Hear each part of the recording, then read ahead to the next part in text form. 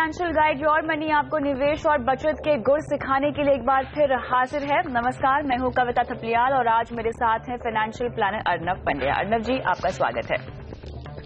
आगे बढ़ते हैं। योर मनी आपको निवेश रणनीति और इंश्योरेंस के साथ साथ घर का बजट मेंटेन करना भी सिखाता है ताकि आप ज्यादा बचाएं और ज्यादा निवेश करें। तो अर्नव जी, इसी कड़ी में पहला सवाल मेरा ये है आपसे कि घर का बजट कंट्रोल करना सभी के लिए सबसे मुश्किल टास्क होता है और जैसे जैसे हमारी लाइफस्टाइल बेहतर हो रही है वैसे वैसे हमारे खर्च भी बढ़ते जा रहे हैं और जाने अनजाने महीने के अंत में हमें पता चलता है कि महीने में हमने कोई सेविंग्स ही नहीं की और हमारा बैंक अकाउंट ऑलमोस्ट जितनी सैलरी आई थी वो पूरा ही खर्च हो गया है।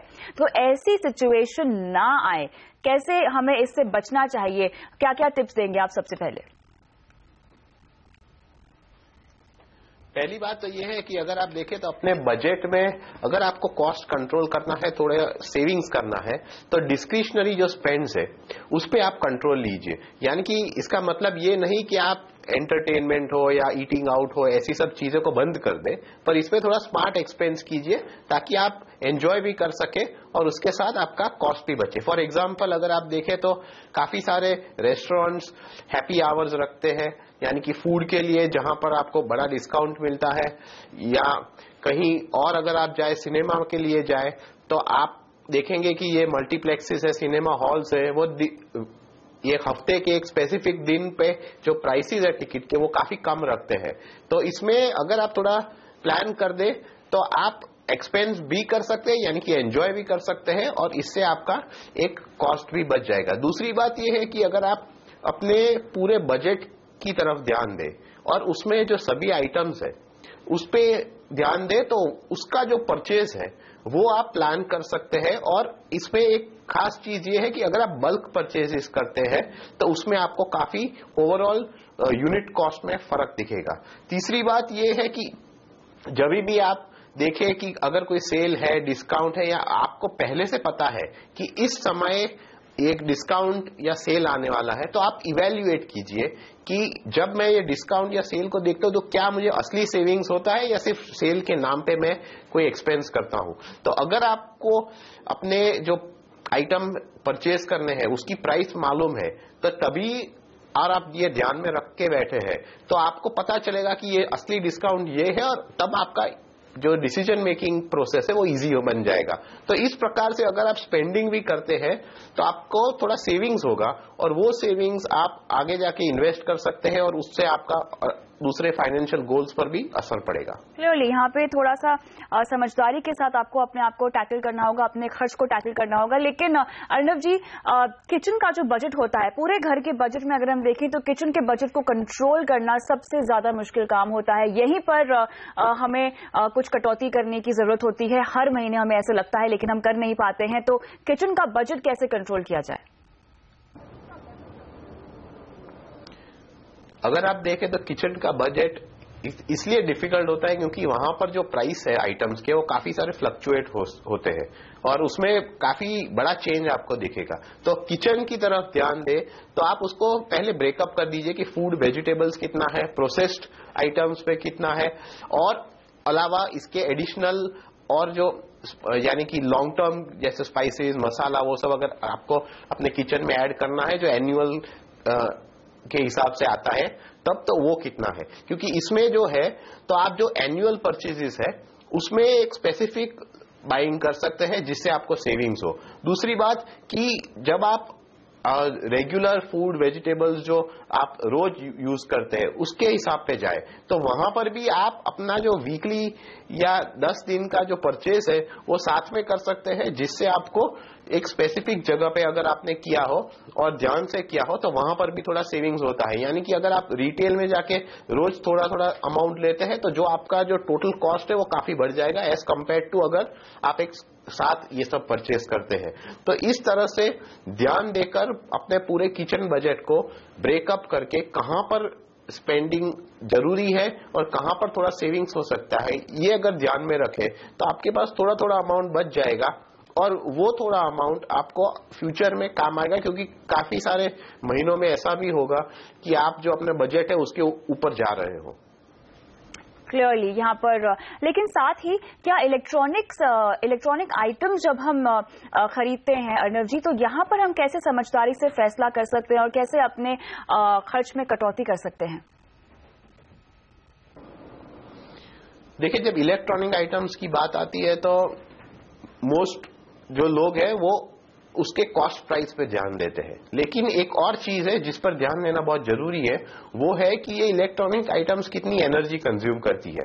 क्योंकि अगर आप देखें तो ये जो लॉन्ग टर्म कंज्यूमर ड्यूरेबल्स जिसे हम कहते हैं, अगर आपने अपने घर में है तो जो मंथली जो पावर का बिल है वो एक बड़ा कंपोनेंट हो जाता है। इसीलिए आपको ध्यान रखना चाहिए कि आप जब खरीदते हो इस प्रकार की एनर्जी आइटम्स तो उसमें जो एफिशिएंसी है, यानी कि जो पावर की कंजम्पशन, अभी आपके पास एक पूरा विकल्प है क्योंकि आपको वो स्टार्स देते हैं कि कितने एनर्जी एफिशिएंट है। उसके उपरांत आपको बताते भी है कि सालाना आपका कितना यूनिट्स कंज्यूम होगा इस अप्लायंस में। तो ये अप्लायंस पे इस प्रकार की एनर्जी एफिशिएंसी पे ध्यान रखना जरूरी है। इससे आपको क्या होगा कि शायद आपको इनिशियली थोड़ा ज्यादा भरना पड़े, लेकिन जो मंथली रिकरिंग पावर बिल है उसमें काफी सेविंग्स आ जाएगा।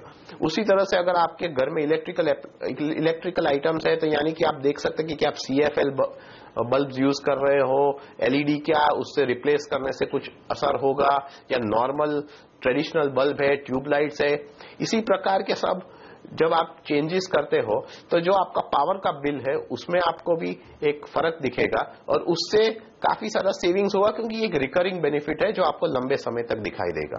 क्लियरली, तो यहाँ पर आपको ओवरऑल समझदारी से काम लेना पड़ेगा और अपने खर्चों पे थोड़ा सा कंट्रोल करना पड़ेगा, यानी थोड़ा सा कंजूस बनना पड़ेगा, तब जाके आप अपने मंथली बजट को कंट्रोल कर पाएंगे, कुछ सेविंग कर पाएंगे और बाद में आगे चल के निवेश भी कर पाएंगे। चलिए, इसी के साथ वक्त हो गया एक ब्रेक का। ब्रेक के बाद हम चर्चा करेंगे वीडियोकॉन लिबर्टी जनरल इंश्योरेंस की नई हेल्थ पॉलिसी के ऊपर। बने रहे हमारे साथ।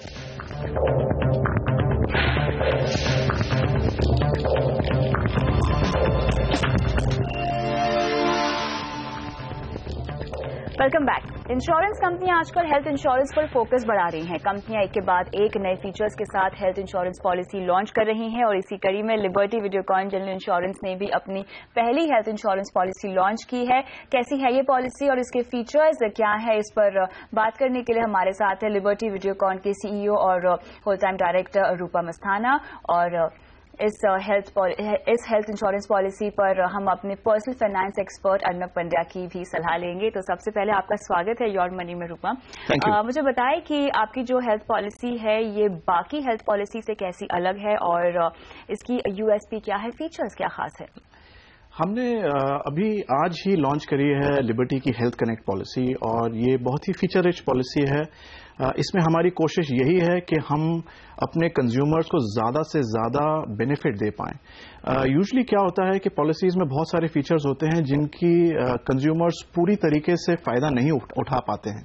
अब मैं आपको एक उदाहरण देता हूं कि सम इंश्योर्ड पॉलिसी का होता है से 3 या 4 लाख रुपए का, लेकिन उसमें कई बार बहुत से सब लिमिट्स और कैप्स डल जाते हैं, जैसे कि आपके पास रूम रेंट का कैप होता है या किसी डिजीज की सब लिमिट आ जाती है। तो आपका शायद सब इंश्योर्ड 3 लाख का होगा, लेकिन उसमें एक सब लिमिट आ जाएगी एक डिजीज के लिए 1 लाख की। तो अगर आपका बिल 1.5 लाख का हुआ तो जबकि आप प्रीमियम 3 लाख पे दे रहे हैं, लेकिन आपको जो पैसा वापस मिलेगा आपकी इंश्योरेंस में वो आपकी सब लिमिट के हिसाब से मिलेगा। तो ये हमने देखा कि एक बहुत बड़ी तकलीफ है कंज्यूमर्स के लिए। तो हमने जो अपनी नई हेल्थ कनेक्ट पॉलिसी निकाली है उसमें ना कोई सब लिमिट है, ना कोई कैप है और ना ही कोपे है। उससे ये है कि अगर आपको किसी बीमारी की वजह से हॉस्पिटलाइजेशन होती है तब आप अपनी पूरी सब इंश्योर्ड का फायदा उठा सकते हैं और ये हमारे हिसाब से बहुत ही ट्रांसपेरेंट एक फीचर है और इस फीचर से बहुत से लोगों को बहुत फायदा भी मिल सकता है। इसके अलावा हमने एक रेस्टोरेशन फीचर भी ऐड किया है जो कि आजकल काफी पॉलिसीज में भी है और हमने भी वो रेस्टोरेशन फीचर ऐड किया है। उसमें आपको 100% तक बेनिफिट मिल सकता है। एक और फीचर जो हमारा जो थोड़ा फर्क है वो है लॉयल्टी पर बेनिफिट। क्या होता है कि अगर आपका कोई क्लेम फ्री ईयर होता है तो आपका 10% लॉयल्टी बेनिफिट मिलता है, लेकिन यूजुअली दूसरी पॉलिसीज में ये होता है कि अगर आप उसके बाद क्लेम करते हैं तो वो आपका वो लॉयल्टी बेनिफिट जो है वो वापस खींच लेते हैं। हमारी पॉलिसी में अगर आपने सपोज 3 साल तक कोई क्लेम नहीं किया है तो 100 रुपए की पॉलिसी 130 की हो जाती है, और चौथे साल में अगर आपका क्लेम आता है तो हम आपका जो 130 का सम इंश्योर्ड जो है वो कम नहीं करते हैं। तो आपको हम इस बात का फायदा देते हैं कि आपने 3 साल तक हमें प्रीमियम दिया और आपका कोई क्लेम नहीं आया, लेकिन अगर आप चौथे साल में बदकिस्मती से आपको बीमार पड़ जाते हैं और हॉस्पिटलाइजेशन की जरूरत पड़ जाती है तो हम आपका वो बेनिफिट वापस नहीं लेते हैं। इसके अलावा एक और हमने अपने कंज्यूमर्स को देखते हुए एक और बेनिफिट दिया है, जिसमें हम देखते हैं कि आजकल बहुत से सॉफ्टवेयर इंजीनियर्स या बहुत से हमारे यंग जवान लोग बाहर जाते हैं और कुछ समय तक बाहर के देशों में काम करते हैं और फिर वापस आते हैं, और उस समय में उनकी पॉलिसी का उनको कोई बेनिफिट नहीं मिलता है। तो हमने 15 दिन से लेकर 180 दिन तक पॉलिसी टेन्योर बढ़ाने का भी एक बेनिफिट दिया है, जिसमें उनको फायदा होता है जो कंसेक्यूटिवली थोड़े टाइम के लिए देश से बाहर रहते हैं और उनको अपना प्रीमियम पूरा भर रहे हैं। तो हमारी पॉलिसीज काफी फीचर रिच हैं, और इसमें हमने इस बात का ध्यान रखा है कि कंज्यूमर्स को जो भी हम फीचर्स प्रॉमिस कर रहे हैं वो ट्रांसपेरेंटली ऑफर करें और उनको पूरा फायदा दें। क्लियरली। लेकिन यहाँ पर एक और सवाल जो मेरे ख्याल से जो दर्शक हमें सुन भी रहे हों उनके भी जहन में आ रहा होगा कि क्लेम सेटलमेंट यहाँ पे कितनी जल्दी होगा। अमूमन हेल्थ इंश्योरेंस पॉलिसी में सबसे बड़ा सवाल ये होता है कि क्लेम सेटलमेंट कितनी जल्दी होगा। नहीं, आपने बिल्कुल ठीक कहा, और ये सबसे इंपॉर्टेंट चीज है, और इसमें और कोई तरीका नहीं है बल्कि आपको कंपनी की क्लेम सेटलमेंट एक्सपीरियंस का जो रिकॉर्ड आप उनके वेबसाइट पे देख सकते हैं, उससे आपको पता चल जाएगा कि कौन कंपनी किस हिसाब से क्लेम सेटलमेंट कर रही है। तो अगर आप हमारा पुराना हिसाब देखें, हमारे जो एग्जिस्टिंग मोटर इंश्योरेंस पॉलिसीज वगैरह में है, तो हमारा क्लेम सेटलमेंट पीरियड हमेशा पिछले 3-4 क्वार्टर से टॉप 3 कंपनीज में रहा है, और हमारा यही कोशिश रहेगी कि हम अपना हेल्थ इंश्योरेंस में भी जो क्लेम सेटलमेंट करें वो भी इंडस्ट्री बेस्ट हो। जैसे कि अगर आपका कैशलेस है तो कैशलेस में तो इमीडिएटली आपका रीइंबर्समेंट हो ही जाती है और आपका पैसा मिल ही जाता है, लेकिन तकलीफ तब आती है जब कैशलेस नहीं होती है और रीइंबर्समेंट वाली पॉलिसी होती है। उसमें हमारी यही कोशिश रहेगी कि हम 7 दिन के अंदर अंदर आपका पैसा आपको वापस दिलाएं हमारी पॉलिसी के अंदर। चलिए, 7 दिन के अंदर अंदर कह रहे हैं कि क्लेम सेटलमेंट हो जाएगा। बढ़ते हैं अर्नब पंड्या के पास, तो चलते हैं। अर्नब जी, क्या लगता है आपको ओवरऑल फीचर्स के लिहाज से देखा जाए, और साथ ही अगर हम क्लेम सेटलमेंट जैसे कि कह रहे हैं कि रूपम के 7 दिन के अंदर कर दिया जाएगा, ओवरऑल पॉलिसी पर आपका क्या टेक है? अब अगर हम देखें तो काफी सारे फीचर इसमें इंपॉर्टेंट है, खास करके किस प्रकार के एक्सपेंसेस कवर करने वाले हैं। इसमें अगर आप देखें तो एक सेकंड ओपिनियन अगर आप डॉक्टर से लेते हैं उसका एक्सपेंस भी कवर्ड है, नर्सिंग एक्सपेंस कवर्ड है, ऑर्गन ट्रांसप्लांट का जो है वो एक्सपेंस कवर्ड है। इसके उपरांत जो है ये जो रिप्लेसमेंट ऑफ कवर, यानी कि अगर आपने लिमिट यूज कर दी तो वो कवर का जो अमाउंट है वो रिप्लेस हो जाता है, वो एक काफी बड़ा इंपॉर्टेंट फीचर है। और खास करके पॉलिसी होल्डर के हिसाब से अब आप देखें तो काफी सारा कंफ्यूजन उनको होता है, खास करके क्योंकि इतने सारे सब लिमिट्स होते हैं तो इंटरनली उनको बहुत कैलकुलेट करना पड़ता है, और उसमें काफी बार उनको एक भूल हो जाती है कि या उनको समझ में नहीं आता कि क्या करना। तो उस हिसाब से यहाँ पर जो सब लिमिट्स का कोई प्रावधान नहीं है, प्लस 2 साल तक आप जो काफी सारे अदर पॉलिसीज में भी है जो रिन्यू करने का फीचर है। ये सब अगर आप देखें तो ओवरऑल बेसिस पे जो भी प्रोस्पेक्टिव पॉलिसी होल्डर है जिनको कंफ्यूजन कम चाहिए और जिनको इस प्रकार की कॉम्प्लिकेशन से दूर रहना है, वो खास करके इस पॉलिसी की तरफ देख सकते हैं as a part of their overall choice. चलिए, तो यहाँ पे अगर ज्यादा कॉम्प्लिकेटेड पॉलिसी आपको नहीं चाहिए, जो कि अमूमन सभी की प्रेफरेंस होती है, तो आप लिबर्टी वीडियोकॉन की हेल्थ इंश्योरेंस पॉलिसी ले सकते हैं। योर मनी की तरफ से इस पॉलिसी को थम्स अप है। बहुत बहुत शुक्रिया रूपम आज हमारे साथ इस चर्चा में शामिल होने के लिए। धन्यवाद। और इसी के साथ वक्त हो गया एक ब्रेक का, लेकिन ब्रेक के बाद शुरू करेंगे सवाल जवाब का सिलसिला। बने रहे हमारे साथ।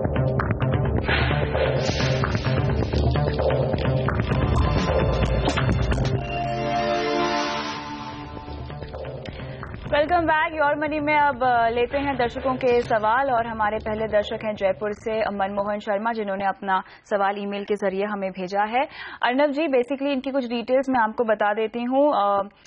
मंथली 20,000 रुपीज इनकी आय है, घर में एक बेटी है और वाइफ है। इन्होंने अपना लोन पोर्टफोलियो बहुत हैवी बना रखा है। यहाँ पे 2.5 लाख का लोन लिया है जिसपे 24% ये ब्याज देते हैं, साथ ही 1 लाख का लोन है और EMI उस पर जाती है 3727 हर महीना।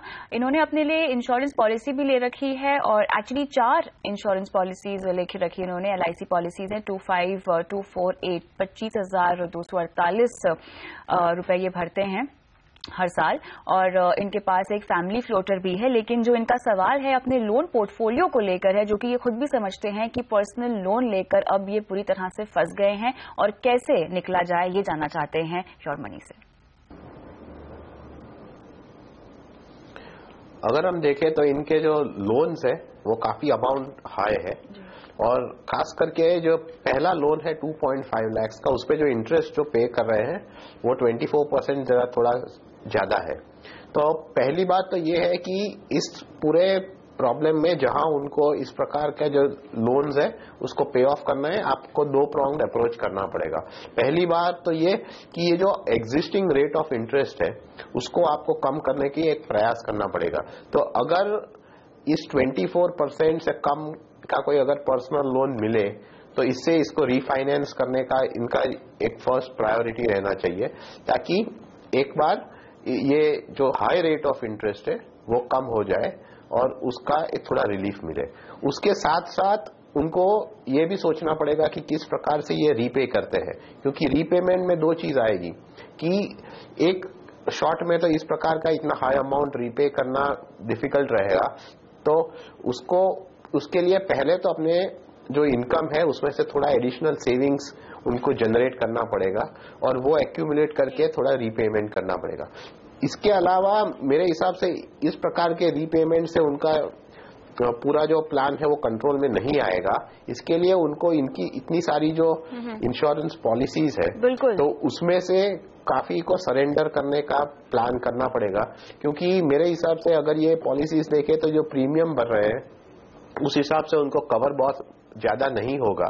तो उसके अलावा एक टर्म पॉलिसी ले ले जिससे उनका इंश्योरेंस कवर हो और उसके सामने सरेंडर करके जो वैल्यू आए वो उससे तुरंत ये जो हाई इंटरेस्ट लोन है वो रीपे करे, उससे थोड़ा बात कंट्रोल में आ जाएगी। जी चलिए, तो यहाँ पर मनमोहन आपको सलाह यही दी जा रही है कि सबसे पहले 24% ब्याज वाला जो आपका लोन है उसे चुकाने पर फोकस करें और आगे से किसी भी इंश्योरेंस इंस्ट्रूमेंट में इन्वेस्टमेंट ना करें। और आपके साथ साथ तमाम दर्शकों को भी हम यही सलाह देते हैं। बहुत बहुत शुक्रिया अर्नब जी आज योर मनी में आकर इस चर्चा में शामिल होने के लिए। और योर मनी में आज के लिए इतना ही, लेकिन आप बने रहे CNBC आवाज के साथ। नमस्कार।